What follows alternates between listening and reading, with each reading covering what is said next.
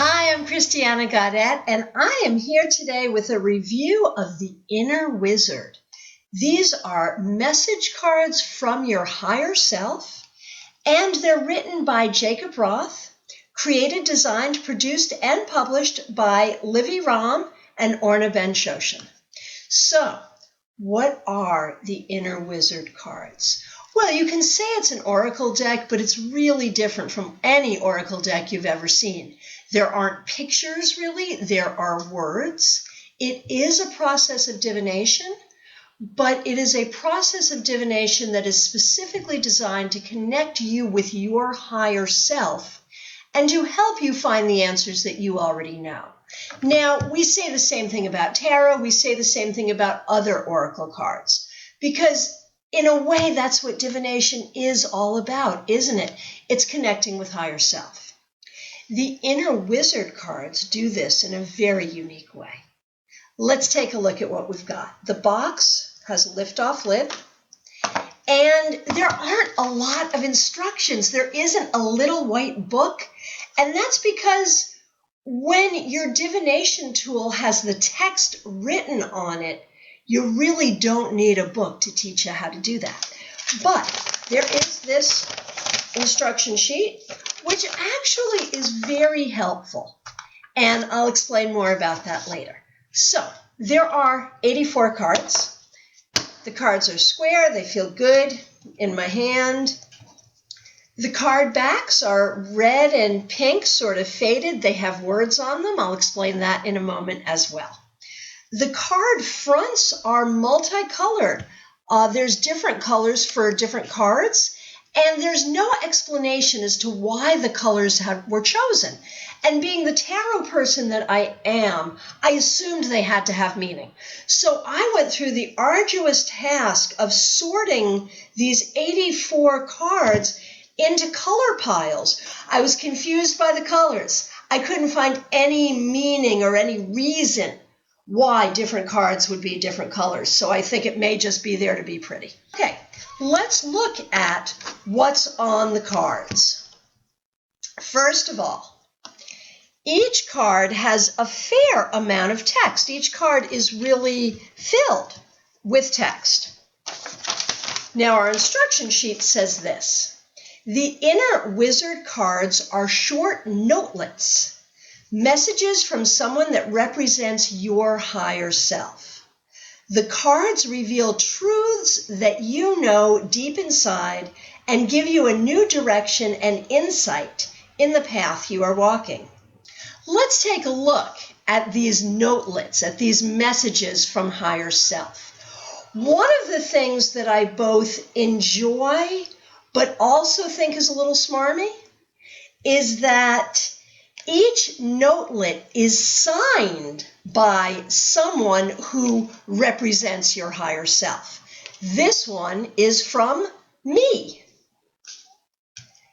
This one is from your fear, your pain, your anger, etc.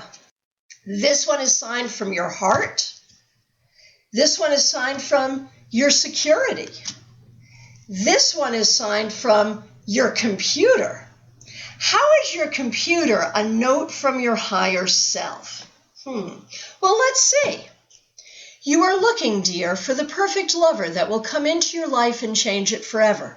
You probably know it cannot happen that way, because the first step is learning to love your beautiful self. You can start today with a loving letter to yourself. I will help you gladly. I am your computer. So that's a cute way of being told to sit down and write a love letter to yourself. Nothing wrong with that. I think some people will find that cheesy and smarmy, and some people will find it really cool. I probably sit somewhere in between there. So there are 84 of these. They're not numbered in any way. There's no order for them. The instructions for doing readings with them are pretty simple. But these cards have a couple of cool twists that I really like, that I think you'll like too. On each card, you'll see astrological glyphs. There are cards that belong to each of the 12 signs of the zodiac.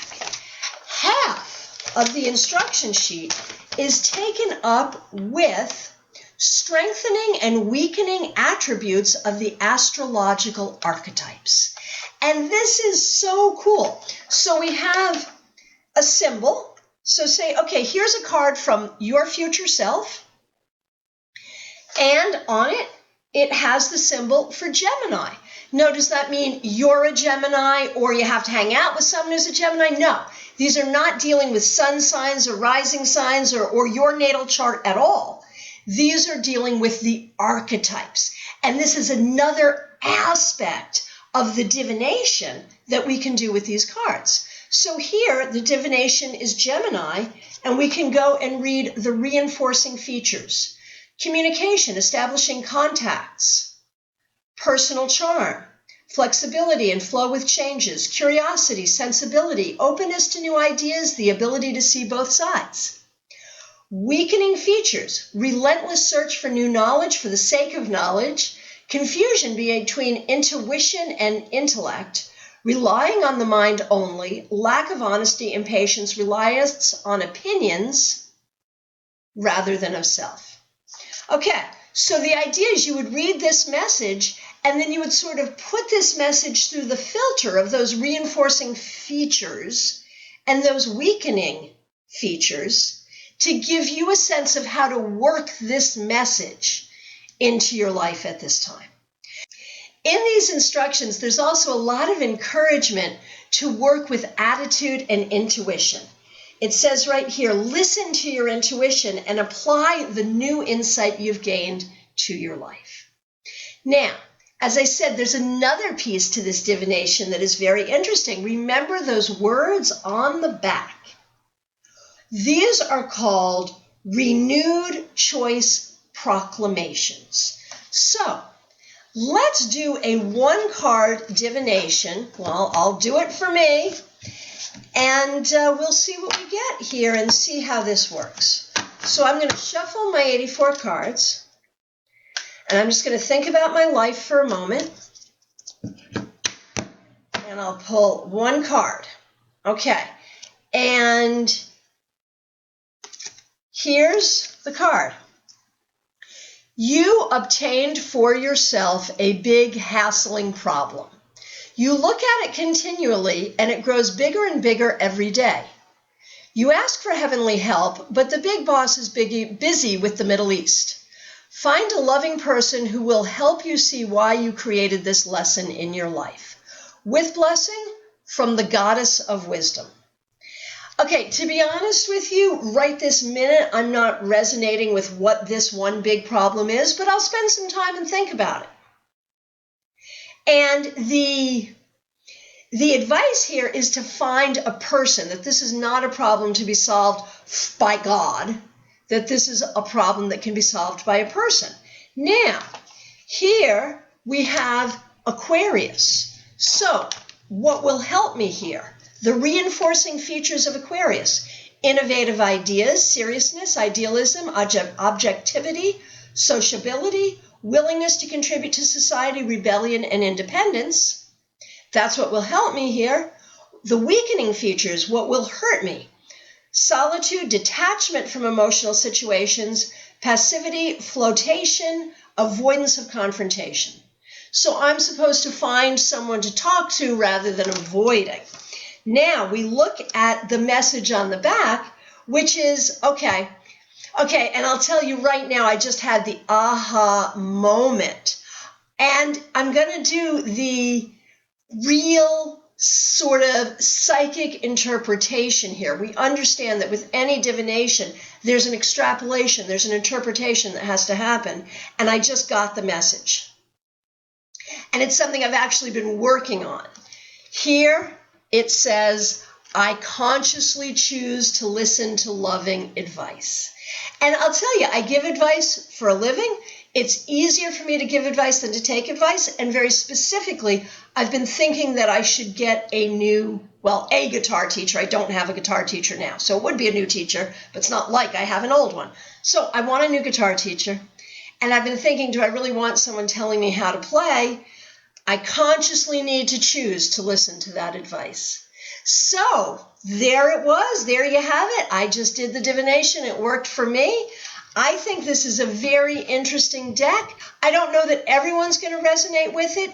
It does not ascribe to a particular religion. It does not push a particular school of spiritual thought.